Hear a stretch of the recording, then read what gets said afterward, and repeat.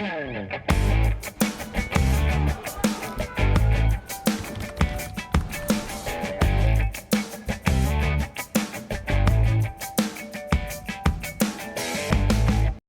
programa de hoje, vamos conversar com o secretário de Planejamento do Estado do Rio Grande do Norte, aqui direto da Secretaria de Planejamento, Aldemir Freire. Seja bem-vindo, secretário, ao nosso Espaço Cidadão. Eu que agradeço o convite, Robson. Estamos sempre aqui à disposição. Prazer tê-lo conosco, secretário. E eu gostaria que a gente pudesse começar a entrevista, né, fazendo um balanço mais geral, antes de entrar em temas específicos, desses 3 anos, né, que estão se completando de gestão da professora Fátima Bezerra, governadora do Estado, e tendo você à frente da Secretaria de Planejamento. Robson, eu acho que não dá para a gente fazer uma narrativa desses 3 anos sem lembrar o que acontecia no Rio Grande do Norte por essa época, meados de dezembro de 2018. Antes da transição. Na transição, né? Nós estávamos aí há 15 dias de assumir o governo. E eu lembro que na época só faltava pouco eu mandar rezar missa, celebrar culto, torcendo para que o governo conseguisse pagar pelo menos a folha de dezembro. Porque naquele momento, o que era que nós tínhamos naquele momento, meados de dezembro? O governo estava pagando para alguns servidores a folha de outubro. Para outros servidores, tinha pago novembro. Então, você tinha aí, só de dezembro e 13º, 2 folhas importantes, mas você ainda tinha mais. Gente que não tinha recebido novembro, e você ainda tinha uns restos do 13º de 2017. Então, naquele momento, você estava num desespero grande do servidor público do Estado. O servidor estava endividado, o servidor não tinha data para receber. Você tinha manifestações de servidores públicos, lembro, pessoal da saúde fazendo barreiras ali em frente ao Alfredo Gugel no trânsito, pedindo recursos, pedindo dinheiro aos motoristas. A população fazia vaquinha, fazia ajuda, porque você tinha determinados servidores que não tinham condições sequer de vir trabalhar. Os servidores relatavam que você não conseguia vir trabalhar porque você não recebia o salário, não tinha data e você não via. Era um drama. Naquele momento, se o Estado fosse uma empresa, ele teria decretado falência literal. E lembro que a gente assume ali, dia 1º de janeiro. Só essa dívida da Folha era 1 bilhão. E tinha 3 milhões de reais em caixa. 3 milhões e 500, alguma coisa de recurso livre. Até hoje eu digo muito, quando eu lembro disso, o sangue ainda gela. Porque você tinha uma dívida de 1 bilhão com fornecedor, com um servidor público. O servidor público estava ali exigindo da gente o pagamento de dezembro. Alguns exigindo o pagamento de novembro. O último dinheiro que eles tinham recebido era ali no início de dezembro, ali para o dia 5, dia 10 mais ou menos. E você não tinha dinheiro nenhum em caixa para pagar naquele momento, dia 1º, dia 2 de janeiro. E a gente olhava lá para frente e disse, como é que esse servidor vai aguentar mais 30 dias? Ele já está com 20, 30 dias sem receber, como é que ele vai aguentar mais 30 dias para frente sem receber salário? Não tem como. Foi naquele momento que a gente decidiu que dividia a folha. Ia pagar uma parte da folha do dia 15, porque a gente precisava dar um respiro para o servidor. Ele, naquele momento, disse, não dá para a gente pagar no dia 30, a gente tem que fazer algum pagamento no dia 15. Mas no dia 15 a gente também não tem acumulado recurso suficiente para pagar uma folha inteira. Então a gente paga uma parte da folha. No dia 15... Foi também uma atitude assim, bastante inteligente, porque numa economia como a do Rio Grande do Norte, por exemplo, na hora que você paga ao servidor, você automaticamente injeta dinheiro na veia da economia e parte desse dinheiro volta para o próprio caixa do Estado. Então, quando você consegue antecipar, mesmo diante de atraso, a turma gasta, investe ou aplica esse dinheiro, né, utiliza esse dinheiro, ele circula, volta e você consegue depois pagar mais uma parte. Né? Isso, inclusive foi uma das primeiras reações que a gente teve do setor de comércio de Natal, mas também do interior, foi dizer como você tinha agora picos de vendas ali próximo ao dia 15 e picos de venda ali próximo ao dia 30, porque você, na hora que você paga, com o pagamento, você transformava isso imediatamente em compras. E com fornecedores? Aí a gente tinha também uma leva de dívida com fornecedores. Naquele momento a gente decidiu também o seguinte, olha, do jeito que está essa bola de neve, é muito complicado você trabalhar com isso. Vamos cuidar, vamos fazer um recorte aqui. Uma coisa é o passado, outra coisa é daqui para frente. Então, nós agora vamos cuidar das contas do mês, porque era mais fácil de você se planejar olhando para o mês. Então, a gente botou uma regra básica. A regra básica foi, o mês tem que se pagar. Né? Janeiro tem que pagar janeiro, fevereiro tem que pagar fevereiro, março tem que pagar março. Aquilo que entrar no mês tem que pagar as contas do mês. E, ao mesmo tempo, obviamente que tem alguns meses que você tem oscilações de receita, ao mesmo tempo você precisava juntar para aqueles meses em que a receita cai e você também precisava juntar dinheiro para pagar os atrasados, tanto com fornecedores, tanto como servidores. Naquele momento a gente dizia, olha, a gente não tem como pagar 1 bilhão de folha. Não tem como pagar 1 bilhão de folha sem recursos extraordinários. Vendemos a folha, pegamos algum recurso, era 200 e poucos milhões, mas só aí a gente entregou 100 e poucos milhões ao Banco do Brasil, porque era déficit de consignado que tinha, então entrou 100 e poucos milhões naquele momento. E a gente sempre tinha uma discussão com o Ministério da Economia de fazer um plano de ajuda aos estados, não era Rio Grande do Norte, aos estados, porque o plano que havia, porque o plano que havia, só o Rio de Janeiro tinha aderido e o Rio de Janeiro sozinho tinha levado 30 bilhões. Naquele momento, mais ou menos, a gente entrou com uma ação no Supremo Tribunal Federal dizendo o seguinte, nós queremos o mesmo tratamento que o Rio de Janeiro está tendo. Então, o Rio de Janeiro está sem pagar as dívidas dele com garantias da União e a União não está executando as contas garantias. Nós queremos o mesmo tratamento. Conseguimos esse mesmo tratamento via decisão do Supremo. E aí nós começamos a organizar a casa. A gente dizia muito também, olha, nós precisamos estabilizar a folha. Eu usava muito essa expressão. O que era estabilizar a folha? Era dizer o seguinte, o servidor precisa ter um mínimo de previsibilidade, ele precisa ter um mínimo de calendário, precisa saber quando vai receber. E você precisa pagar naqueles... E você precisava recuperar a credibilidade do Estado. Porque o Estado tinha perdido a credibilidade. Aquilo que você disser, você tem que cumprir. Naquele momento havia dúvidas, questionamentos e críticas dizendo que o governo não iria conseguir pagar nem os atuais, nem os atrasados. E lembro muito que era o seguinte, não, pagou janeiro, paga fevereiro, mas não chega a março. E março atrasa, março passa. Ah, mas não sei, mas abril não passa. Passamos abril, junho não passa. Quando a gente passou de junho para frente, essa história de ficar anunciando que a gente ia derrapar, morreu, né? Começou a história, mas não paga os atrasados. Passou o primeiro ano, o segundo e o terceiro. Isso. Aí nós além de manter a folha, isso. Até agora quantos dos 4 atrasados foram pagos? Isso. Aí nós planejamos estabilizar a folha, começamos dando um calendário mensal, depois criamos mais coragem, mais experiência, passamos a dar um calendário trimestral, depois passamos a dar um calendário semestral e a partir de 2020 nós passamos a dar um calendário anual. No início do ano você anuncia o calendário com uma regra básica. Até porque também estando dentro da secretaria, você, com o passar do tempo, consegue realmente dominar a situação, saber o que é que está, né? Isso, porque tem coisa que só aparece depois, não, né? Tem coisa, ainda hoje aparece. De vez em quando aparece um esqueleto por aí que você... Mas obviamente que com o tempo você vai ganhando experiência e vai conhecendo a máquina. Uma coisa é você estar de fora e observar, por mais que você conheça, mas você precisa do dia a dia.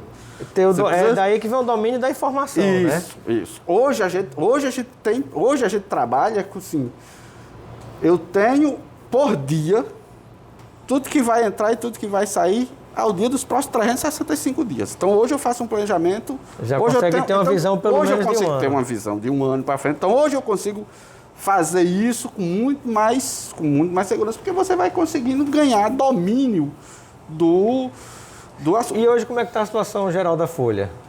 Aí nós estabilizamos, nós estamos pagando as nossas folhas normalmente.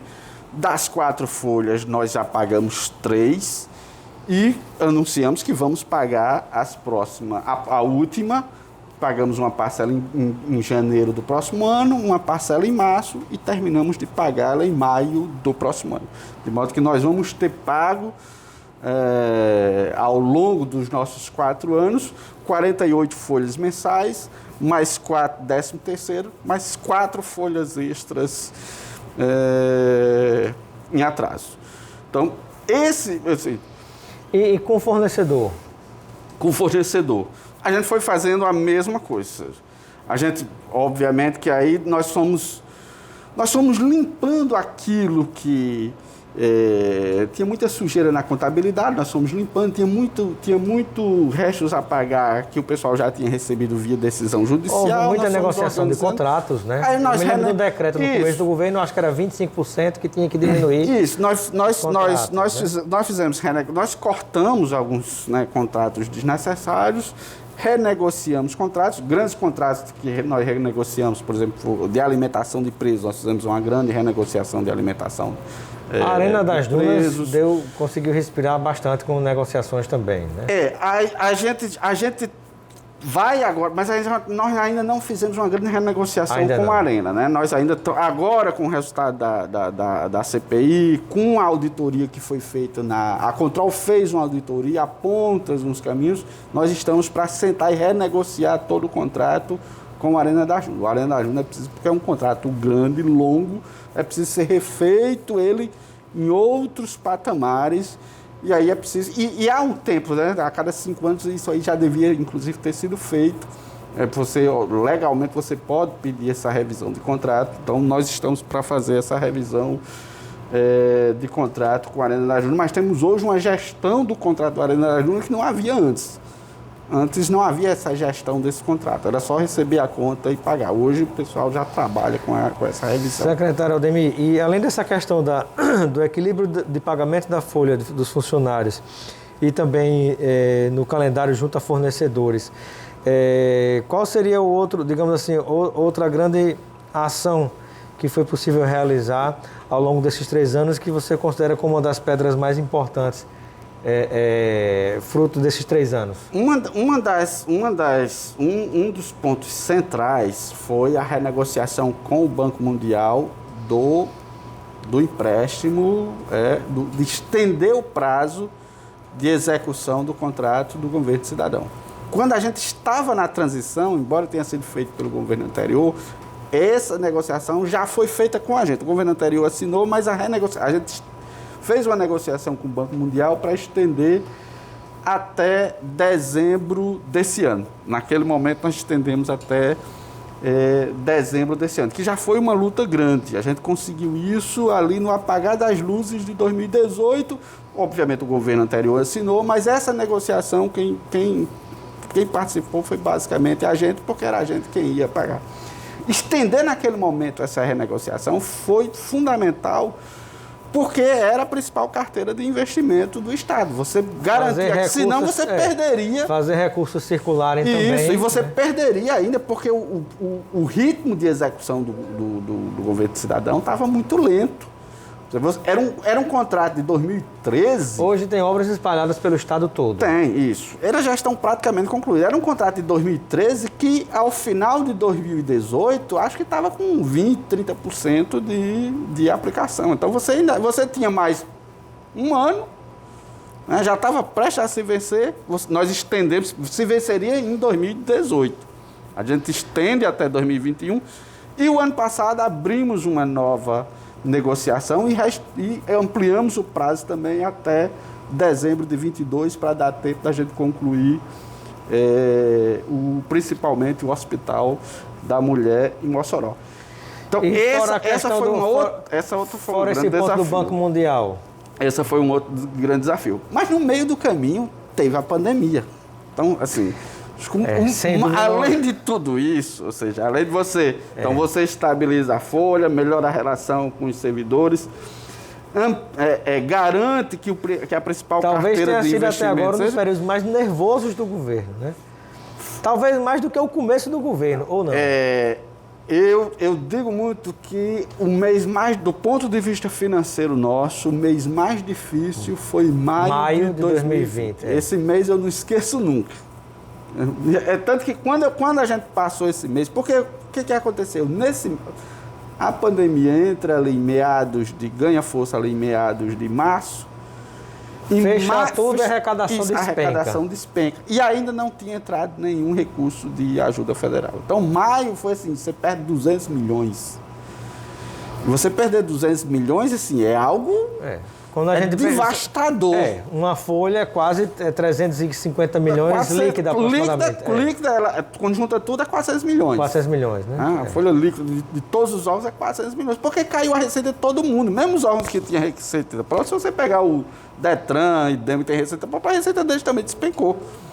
Então, aquele foi o mesmo mais difícil. Tanto que eu brinco, se a gente sobreviveu a maio, sobrevive a qualquer coisa. Óbvio que, e eu estou olhando do ponto de vista financeiro, do ponto de vista sanitário, esse ano foi até mais difícil do que o ano passado. Certo? Esse ano, essa segunda onda da Covid, que começa no final do ano passado, mas ela ganha corpo muito ali depois de meados de fevereiro. E dura até maio. E velocidade pela quantidade, mortes, pela velocidade. Você tinha 800 leitos no estado de Covid, todos ocupados com 150 pacientes na fila. 100 leitos, quer dizer, você tinha 800 leitos e você esse ano não teve ajuda federal. Então você tinha um custo altíssimo, com estresse grande, você tinha vidas sendo perdidas, 800 pessoas e 150 pessoas na fila para um leito e não tinha leito naquele momento. Até que, quando foi a luz, começou a vir o efeito da vacinação. A vacinação teve um efeito grande nos idosos primeiros, né, porque eles foram primeiros citados, as internações de idosos despencam. E ali, a partir de junho, você começa porque tanto você começa a esperança de reabrir comércio, fazer riqueza circular, a arrecadação melhora, como também as pessoas passam elas vacinadas, então a demanda por leite despenca, o número de pacientes. O gasto com a saúde cai muito, né? Isso. Hoje você tem 100 pacientes internados, você saiu de 800 pacientes internados para 100 pacientes internados, não tem mais fila de coisa. Então, obviamente que esse segundo semestre foi muito mais aliviado.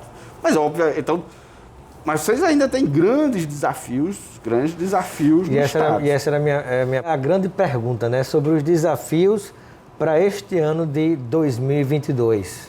Olha, o grande desafio que resta agora não é só nem desse final da nossa gestão, mas numa próxima gestão também. Como nós passamos, esse primeiro governo nosso, ele foi um governo de arrumar a casa. Certo? Dada a situação dramática que você tinha, era preciso organizar as contas. E a gente sempre diz, você não vai organizando as contas dando um choque, nós vamos organizar essas contas paulatinamente. A governadora diz, nós não vamos demitir ninguém, até porque nós não temos excesso de funcionário e tal, nós vamos fazer isso de forma organizada. Todavia, todo o recurso que a gente juntou nesse período, foi para quê? Foi para pagar atrasado e foi para gastar mais com saúde em função da pandemia.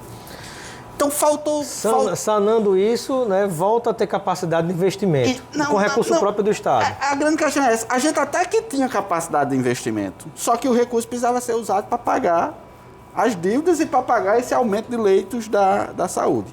Então, em função de você usar para isso, a nossa infraestrutura, ela se degrada. Mesmo a gente tendo aumentado o volume de recursos, por exemplo, em investimento em estradas, mas as nossas estradas hoje precisam passar por um grande programa de recuperação. Então, o grande desafio agora é a gente ampliar o volume de recursos de investimentos em infraestrutura. Acho que nós temos 5 ou 6 áreas que a gente vai ter ampliação do investimento nos próximos anos. Uma é da educação, né? A própria governadora anunciou um maior plano de investimentos na educação, aqui quase 400, em torno de 400 milhões de reais para ser investido nos próximos anos. Vai desde construção de novas escolas, reforma e ampliação das escolas existentes, equipamentos, novas tecnologias, investimento tecnológico e também na parte pedagógica. Então, educação é uma área. A área de estradas é uma outra área que há uma necessidade de você ampliar para você recuperar essas estradas. Nós já estamos num programa agora, nós temos hoje um programa de manutenção, né? Mas essa é uma manutenção mais tímida, mas nós estamos ampliando agora, começando nesse final de ano agora. A governadora mesmo está dando ordem de serviço aí para 4 ou 5 trechos, são trechos maiores que necessitam de investimentos maiores. E a partir do próximo ano, inclusive a gente está buscando recursos de financiamento para ampliar os investimentos em estradas. Além disso, nós precisamos ampliar os investimentos em saúde. A pandemia nos levou a reequipar os hospitais regionais. Se você olhar, foi uma revolução que ainda vai ser, que vai ficar permanentemente. Se você olhar hospitais como o de Açu, como o de Pau dos Ferros, como o de João Câmara, como o de Apodi, eles passaram por uma revolução grande nessa área de imagens, nessa área de diagnósticos e na área cirúrgica, tanto que eles estão dando estão fazendo um grande esforço agora nas cirurgias eletivas, mas nós precisamos avançar na área de especialidades de policlínicas. Nós precisamos fazer investimentos em policlínicas no estado, que era um compromisso nosso. A pandemia acabou atrasando esse programa, mas nós precisamos avançar nessa área. Então, precisamos desses investimentos em saúde. Nós precisamos ampliar os investimentos em habitação. Nossa intenção também é ampliar os investimentos em habitação. Estamos recuperando praticamente todos os nossos grandes equipamentos de cultura que estavam parados, né? O teatro, a biblioteca, a escola de dança, o Museu da Rampa, o Forte, aquela área lá da via costeira aquele que nós vamos construir, Vale das Cascatas. O Vale das Cascatas, que a gente vai construir. Então, nós estamos recuperando toda essa área está cultural. vendo a ampliação também dos batalhões da polícia ao longo do estado, né? Isso. E aí, em uma outra área que nós vamos investir na reequiparação, né, do setor de segurança pública. Tanto de corpo de bombeiros, nós vamos ter novas unidades de corpo de bombeiro e construção de unidades próprias, como reforma e ampliação das unidades da PM do estado, que também estão se degradando aí no interior do estado por muito tempo.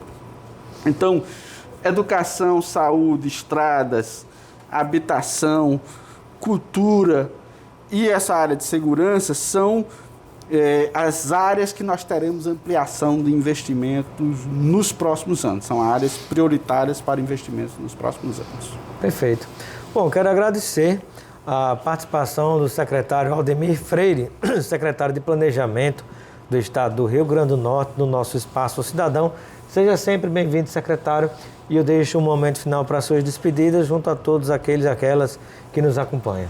Eu que agradeço e desejo a você e desejo aos seus telespectadores um Feliz Natal e um 2022 muito melhor do que foi 2021 e do que foi 2020, que foram anos muito difíceis e muito sofridos para todos nós. Que nós tenhamos um ano de 2022 de paz, de mais tranquilidade, de mais felicidades para todos e todas. Obrigado, secretário.